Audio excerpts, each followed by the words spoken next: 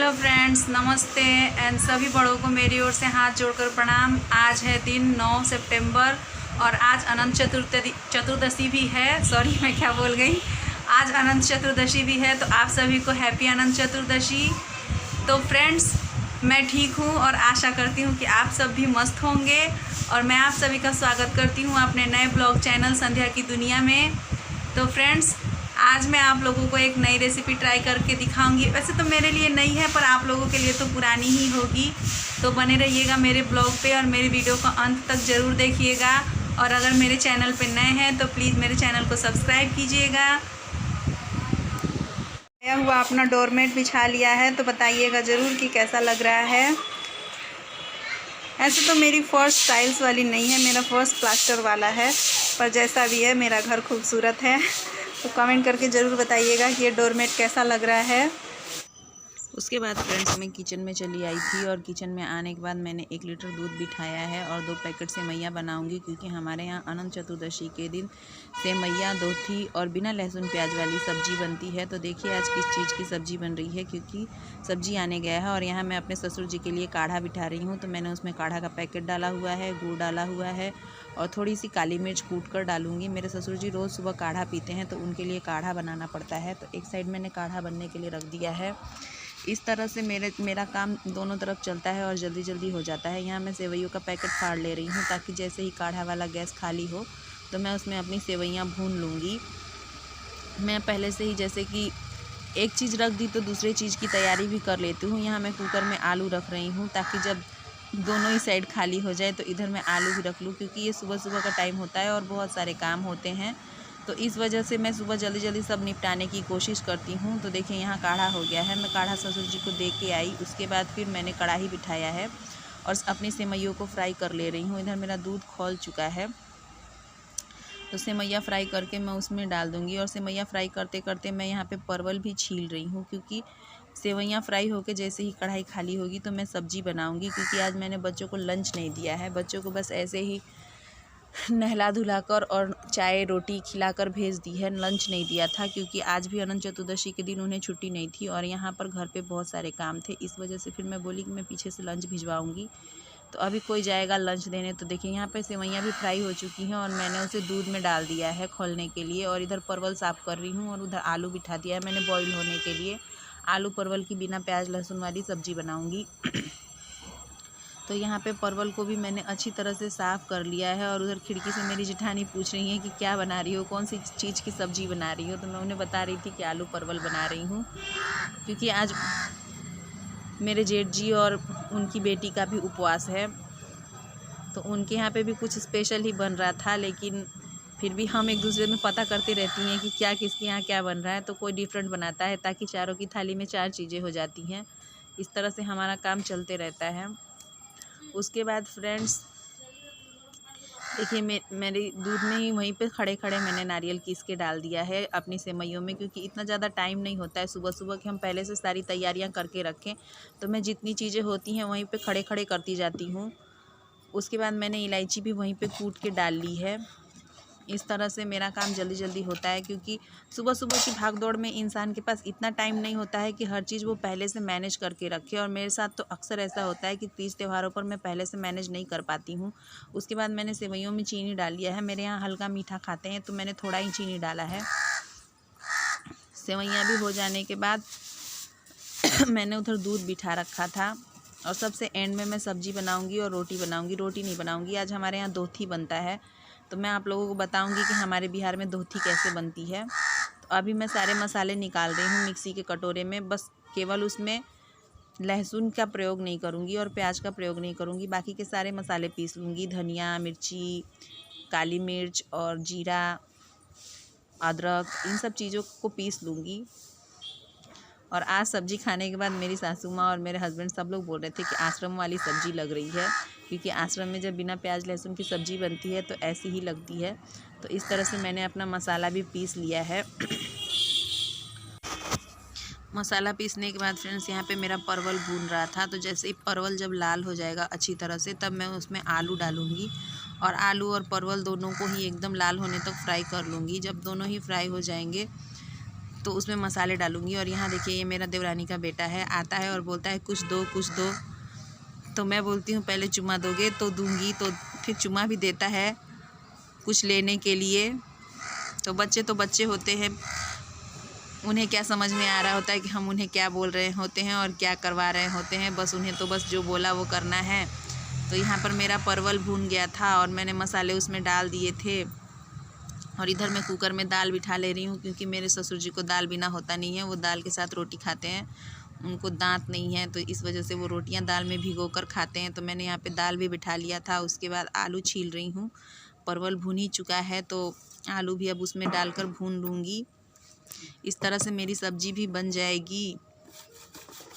Friends, हमारे यहाँ तो बिहार में अनंत चतुर्दशी के दिन यही खाना बनता है, सेवैयाँ, बिना लहसुन प्याज वाली सब्जी और धोती। धोती को भी हर जगह पे धोती नहीं बोला जाता है, हमारे बिहार में ही बोला जाता है। हर जगह पे उसे डबल रोटी बोला जाता है, 2 लोइयों की रोटी होती है। तो उसके बाद देखिए मेरा सब्जी भी रेडी हो रहा था। मैं सब्जी में भी वहीं पे खड़े खड़े उसमें आलू कट करके डाल दे रही हूँ। उसके बाद मैं यहाँ पर साफ़ हल्दी ढूंढ रही थी कि साफ़ हल्दी कहाँ पर रखी हूँ मैं, क्योंकि आज के दिन सब्ज़ी में सेंधा नमक पड़ेगा और साफ़ हल्दी पड़ेगी। तो फिर मैंने सब्ज़ी बना लिया था। उसके बाद देखिए मैं दोथी बना रही हूँ। तो मैं दोथी बनाने का तरीका आप सभी को दिखा रही हूँ। यहाँ पे 2 लोइयाँ लिया जाता है और दोनों लोइयों के बीच में तेल लगाकर दोनों को एक साथ दबा दिया जाता है और रोटी बेल ली जाती है। तवे पर पका लिया जाता है। उसके बाद उसमें ऑयल लगा दिया जाता है। इस तरह से हमारी दोथी बनती है। हमारे यहाँ तो इसे दोथी ही बोलते हैं, लेकिन आप कहीं कहीं किसी जगहों पर इसे डबल रोटी भी बोलते हैं या फिर चपाती भी बोलते हैं। तो आज के दिन का हमारा यही खाना होता है। तो यहाँ पर मैंने अपनी सारी रोटियाँ भी बना ली थी। मैंने आप लोगों को दोबारा भी दिखाया है कि जिन्हें ना समझ में आया हो वो दोबारा भी समझ लें। और उसके बाद फ्रेंड्स मैंने सारी रोटियाँ बना ली थी, क्योंकि आज बहुत लेट हो गया था पूजा पाठ के चक्कर में, और इसमें मैं दिखा नहीं पाई, क्योंकि सुबह सुबह इतनी जल्दबाजी होती है कि हम सारी चीज़ें दिखा नहीं पाते हैं। और सारी चीज़ों को दिखाना सिर्फ अकेले मेरे बस की बात नहीं होता है, क्योंकि यहाँ पर मेरा कोई कैमरा पकड़ने वाला नहीं होता है। उसके बाद सुबह सुबह सभी को अपने अपने काम होते हैं, इस वजह से सारा कुछ मैनेज करना मुश्किल हो जाता है। तो मैंने यहाँ पर अपनी दोथी भी बना ली है और उसमें ऑयल लगा कर भी रख लिया है। इसके बाद फ्रेंड्स आज मेरा खाना बन चुका है। आज अनंत चतुर्दशी स्पेशल बिना लहसुन प्याज वाली आलू परवल की सब्जी, और यहाँ पे सेवैयाँ, और ये बनी है दोथी यानी कि डबल रोटी। यहाँ हमारे बिहार में इसे दोथी कहते हैं, पर कहीं कहीं पर इसे डबल रोटी भी कहा जाता है। तो ये रोटियाँ इस तरह से बनी होती हैं और ये ऐसे बीच से फाड़ने पर फट जाती हैं, 2 रोटियाँ हो जाती हैं। ये देखिए इस तरह से ये फट जाती हैं, तो ये 2 रोटियाँ हो जाती हैं। तो इसे दोथी बोला जाता है हमारे बिहार में। तो ये बन चुका है। मेरे यहाँ पे सभी का नाश्ता हो चुका है, और मेरी सासू माँ का आज उपवास है, इस वजह से मैंने उनका खाना यहाँ पे साफ़ सुथरा पहले ही निकाल कर रख दिया है। अब जब उनको पूजा कर लेंगी, कथा सुन लेंगी, उसके बाद वो खाएंगी। तो ये उनकी सब्जी और ये उनकी दोथी। आज हमारे यहाँ जो लोग अनवत का उपवास करते हैं अनंत चतुर्दशी की, वो 24 घंटे में एक ही बार खाना खाते हैं।